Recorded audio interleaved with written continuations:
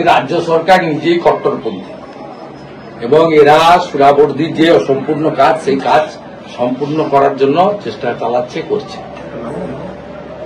স্বাভাবিকভাবে এটা বারে বারে প্রমাণিত। ভোট ব্যাংক, ধর্মীয় পরিচিতি ইত্যাদি দেখে হয়।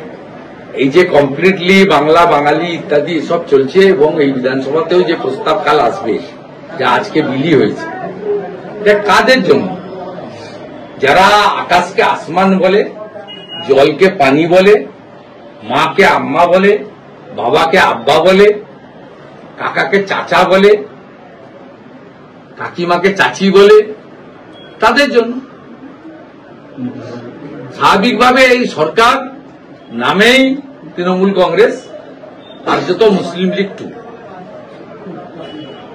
দাদা, সেটা হচ্ছে যে মমতা বন্দ্যোপাধ্যায় বলছেন তিনি সেনাকে অসম্মান করছেন না, কিন্তু দায়ী করছেন তাকে দেখে। ওনাকে চ্যালেঞ্জ করছি, 200 সেনা ওনাকে দেখে পালিয়ে যাচ্ছিল, ছবি প্রকাশ করুন, ভিডিও প্রকাশ করুন। উনি একটা মিথ্যাবাদী এবং তিনি যে জায়গায় হাত দিয়েছেন এর ফল ওনাকে ভুগতে হবে।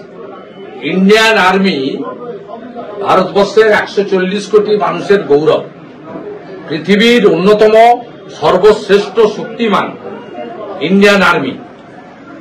আপনি যে বলছেন 200 জন সেনা অফিসার এবং জওয়ান আমাকে দেখে পালাচ্ছে, আপনারা যাবেন না, আমি আপনাদেরকে নিয়ে গর্ব অনুভব করি। তো আপনি যে প্রথম অফেন্সিভ ল্যাঙ্গুয়েজটা দিয়েছেন, আমি ইতিমধ্যে এক্স হ্যান্ডেলে দিয়েছি এবং আমি ন্যাশনাল চ্যানেলকেও দিয়েছি। আমি রাজনাথ সিং, সিডিএস সহ সর্বস্তরে আমি জানিয়েছি যে এই কথাটা একজন রাষ্ট্রবিরোধী মানসিকতার লোক ছাড়া অন্য কেউ বলতে পারে না। Same Mamata Banerjee, Indian army জিন্দাবাদ। নির্মল ঘোষ তিনি মহিলা সাংবাদিকের দেহে স্পর্শ করছেন, তার বাড়িতে যখন যায় তার। এটা নতুন নয়, এর আগে ফ্লাইং কিস দেওয়ার ছবি ভাইরাল হয়েছে ভিডিও কলে। এদের এই মানসিকতা, পরকীয়া মানসিকতা এবং নাতনির বয়সী, মেয়ের বয়সী কন্যাদের সঙ্গে এই ধরনের আচরণ তো পার্থ চ্যাটার্জির অর্পিতার ঘটনা দিয়ে চোখের সামনে প্রমাণিত। তাতে একটা ঝাড়ে আলাদা বাঁশ হতে পারে না। মমতার পুরো ঝাড় সেম। এই ঝাড়ে পার্থও আছে, নান্টুও আছে। আপনি কলকাতায় বলেছেন যে বিধানসভায় 2 দিন যে অধিবেশন ডাকা হয়েছে তার মধ্যে বিমান বন্দ্যোপাধ্যায় রাজ্য সরকারকে তাদের বিষয়টা বলে যে সর্বদলীয় একটা মিটিং ডাকা বিষয়টা নিয়ে। এবং আমি মনোজ পন্থকে চিঠি দিয়ে দিয়েছি যে আপনারা যদি অযোগ্য বাছাই করার কাজ শেষ করে থাকেন, যোগ্যদের পরীক্ষায় বসতে হবে না, চাকরি বহাল করুন। শঙ্কর ঘোষ স্পিকারকে চিঠি দিয়েছেন, সর্বদলীয় প্রস্তাব আনুন, যোগ্যদের আমরা চাকরি রাখতে চাই, যেহেতু অযোগ্যদের তালিকা প্রকাশিত হয়েছে। তালিকা ত্রুটিযুক্ত তালিকা, তবুও একটা তালিকা বেরিয়েছে, তার মানে বাকিরা যোগ্য। তাদের কেন পরীক্ষায় বসতে হবে? 16 সালে পরীক্ষা দিয়েছিল, আজকে 10 বছর পরে এদের মধ্যে অনেকেই পরীক্ষাতে পারফর্ম করতে পারে না। আপনিও পারবেন না, আমিও পারব। এখন যদি ক্লাস 7-8 এর কেউ পড়া ধরে, সে পারবেন আপনি করতে। চর্চার বিষয়, এটা অভ্যাসের বিষয়। অভ্যাস থেকে ডিটাচ যারা 10 বছর, তারা তো পারবে না। তাদের চাকরিগুলো তাহলে 31 ডিসেম্বর পরে চলে যাবে। তাই সর্বদলীয় প্রস্তাব আনুন। প্রধান বিরোধী দল বিজেপি সমর্থন করবে যোগ্যদের পক্ষে। সেই প্রস্তাব নিয়ে গিয়ে মুখ্য সচিব লয়ারের মাধ্যমে সুপ্রিম কোর্টে ফেলে দিয়ে বলুক যে বাংলার বিধানসভার সব বিপক্ষ অপক্ষ সবাই একমত হয়ে যোগ্যদের জন্য চাকরি বহাল রাখতে বলেছে। কারণ মহামান্য সুপ্রিম কোর্ট এই রাজ্য সরকারকে, এই মুখ্যমন্ত্রীকে তার নিয়ন্ত্রণাধীন এসএসসিকে বাধ্য করেছে অযোগ্যদের আংশিক হলেও তালিকা প্রকাশ করতে।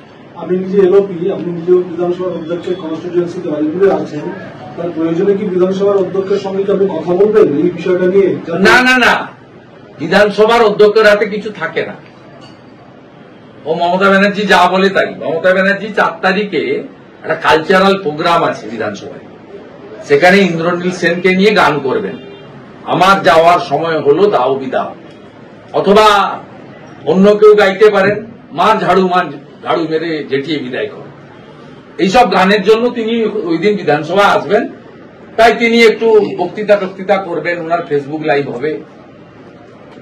বাংলা বিপন্ন, বাঙালি বিপন্ন, ভাষা বিপন্ন সব করবে, এগুলো সব মক, ছদ্মবেশ।